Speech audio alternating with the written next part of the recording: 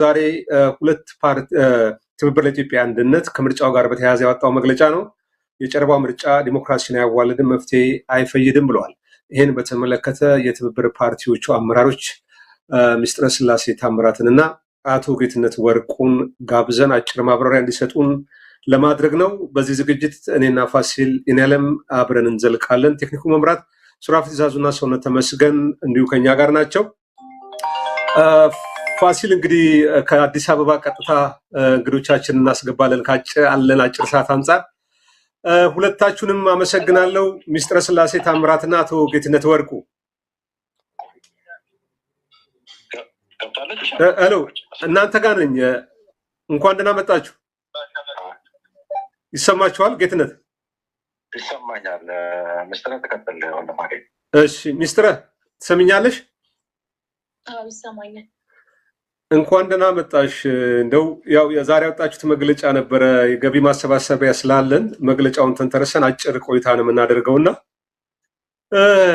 ሰኞ ዕለት ግንቦት 24 የተካሄደው ምርጫ እንግዲህ ቲያትራዊ እንደነበረ ብዙዎቹ በማስረጃ አስደግፈው ሲገልጹ ቆይተዋል። እናንተም ጥረት ሙከራ አድርጋችኋል። ከሙከራው በኋላ ደግሞ የጨረባው ምርጫ ዲሞክራሲን አያዋልድም፣ መፍትሄ አይፈይድም ብለዋል። እንደው ባጭሩ ስለዚህ ምርጫ ምን ማለት ይቻላል?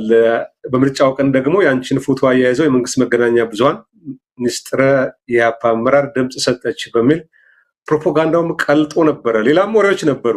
እስቲ እነዚህንም ባጭሩ ትዝብትሽን ማካፈል።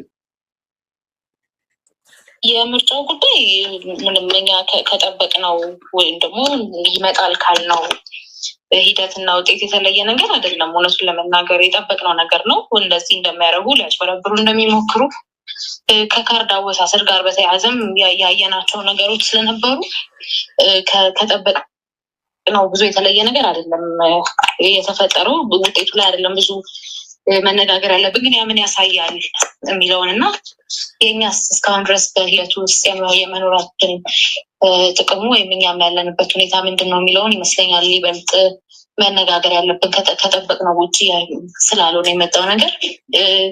ከፎቶ ጋር በተያያዘ የሚገርምን ለሁሉም ሚዲያዎች ትብብሩ በዕለቱ የተነጋግሮ የጋራ ውሳኔ ላይ እስከሚደርስ ድረስ ምንም አይነት ነገር ማለት እንደማንፈልግ ጭምር በመግለጽ ለሚዲያዎችም ሚዲያዎች ሁሉ ልከን ነበረ። ማለቱ እንዴት እዛ ቦታ ላይ ስፔሲፊካሊ እኔ የሚሄድበት ቦታ እንደነበሩ አላቅም። ምናልባት ከውስጥ በኩል መረጃ አግኝተው ሊሆን ይችላል። ነገር ግን ፎቶውንም ያው ያለ ፍቃድ ነው የተጠቀሙት። ያለ ፍቃድ መጠቀማቸውን ደግሞ እዛም የነበሩ ምርጫ አስፈጻሚዎች ጭምር ያውቁት ነገር ነው። እሱም እንግዲህ በሌላ ሂደት የምናየው ነገር ሆኖ ሳለ ነገር ግን የነበረው አጠቃላይ ሂደት ያ ነው። ሊጠቀሙ የፈለጉበትም ነገር ኦፍኮርስ ይገባኛል። ለምን በጣም እንደዛ ማስጮህ እንደፈለጋቸው የሚገመት ነገር ነው እና ያ ነው የተፈጠረው። መልካም። እዚህም አንድ ጥያቄ ጠይቄ ወደ ጌትነት ልለፍ። እንግዲህ ይሄ የጨረባው ምርጫ ዲሞክራሲን አያዋልድም፣ መፍትሄ አይፈይድም ብላችኋል። ውጭ ሆኖ ተባለ ከማለት በተጨባጭ ነውሩን ለማጋለጥ እጅግ በተቀዛቀዘ ስሜት በተወሰኑ አስቻይነት አናቸው ባንባቸው አካባቢዎች ተወስነን ወደ ምርጫው ገብተናል ካላችሁ በኋላ መደምደሚያችሁ ውጤቱ ምንም ቢሆን የትኛውንም እጩ በትብብሩ ስም ምክር ቤት እንዳይገባና ቢገባም ፍጹም ተቀባይነት የለውም ብላችሁ ለዓለም አቀፍ ማህበረሰብም ጥሪ አድርጋችኋል። ይሄ ምርጫ ነፃም ፍትሃዊም አይደለም፣ ለብልጽግና መንግስት እውቅና እንዳይሰጡ። እንደው ምርጫ ከመግባታችሁ በፊት ተደጋጋሚ ከእናንተ አባል በድምፅ ብልጫ ተወስነዋል በሚል ከምርጫው በፊት እንድትወጡ ጥሪ ግፊቶች ነበሩ። ምናልባት በመግባታችሁ ነው ባለመግባታችሁ ያገኛችሁት ፖለቲካዊ ትርፍ ምንድን ነው? ይህን እስቲ ባጭሩን ገምግም ምስጢረ።